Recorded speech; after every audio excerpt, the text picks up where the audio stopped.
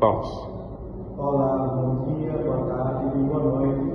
Nós somos o grupo primeiro do nosso projeto da Ética e Legislação Profissional no semestre 2025.1 e aqui o nosso grupo composto por 4 elementos que são Álvaro Cavalcante, José Mailton, José Miguel e João Barreto.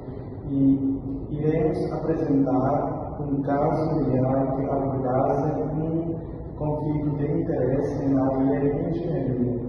Esse caso será analisado com base no Código de Ética, Confiabilidade e com base na legislação profissional na Lei nº 5.194/66, que regulamenta a atuação do profissional da engenharia no campo de trabalho.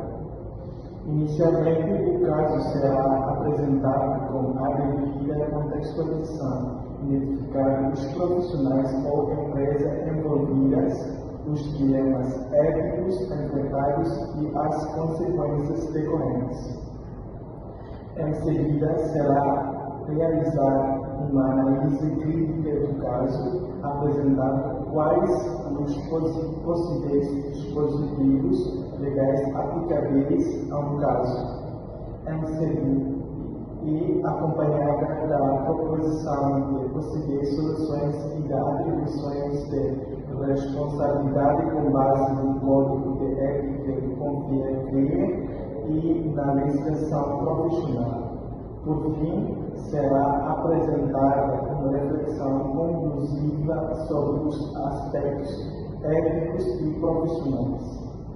Olá, boa tarde.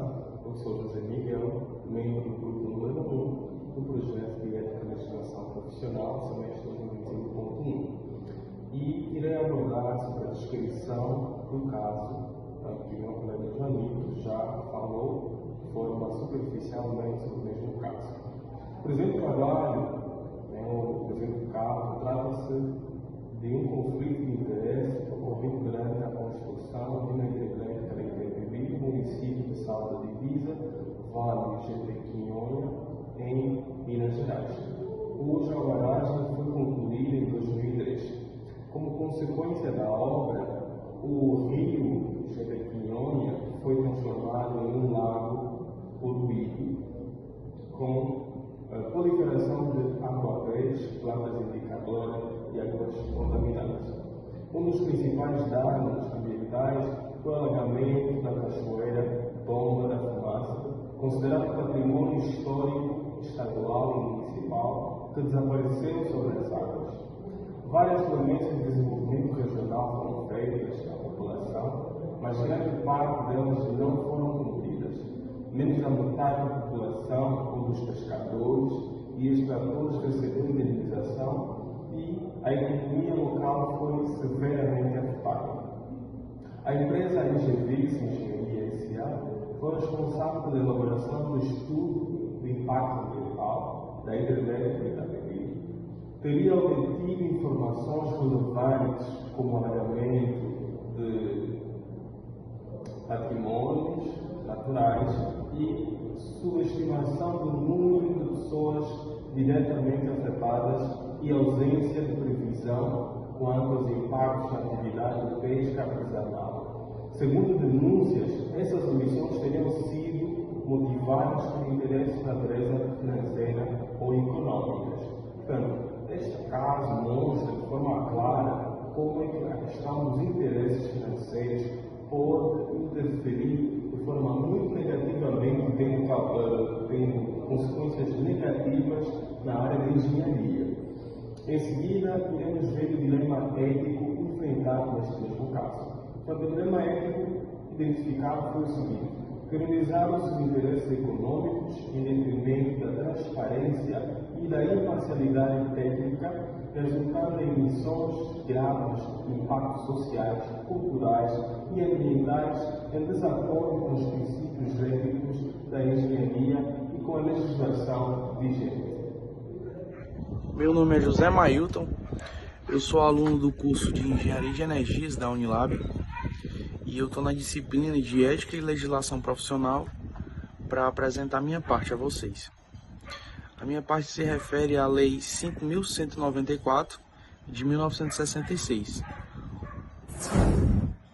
A Lei 5.194 traz várias questões essenciais para a questão do CREA e do CONFEA. Dentre elas, ela destaca a importância da capacitação técnica para que se possa ser feita tal atividade. Por exemplo, se não se tiver o diploma de engenheiro e não tiver dentro da regulamentação do CREA, não se pode exercer o papel de engenheiro. Se por acaso se tiver o bacharelado em engenharia e não se for filiado ao CREA, você não pode exercer a função de engenheiro, somente de docente ou de função acadêmica. Dentre esses quesitos, a Lei 5.194 de 1966 agrega todas as engenharias, agrega a valorização técnica, a importância da regulamentação para que seja feito um serviço adequado, que não se tenha prejuízos em todas as atividades das engenharias técnicas, agrícolas, civis, entre outras. Uma das exigências da Lei 5.194 de 1966, que é a principal por sinal, é a postura ética do profissional, em que se exige para que, se você tenha o seu registro, você consiga exercer sua profissão. Você tem que ser ético no seu ambiente de trabalho e isso é retratado na lei.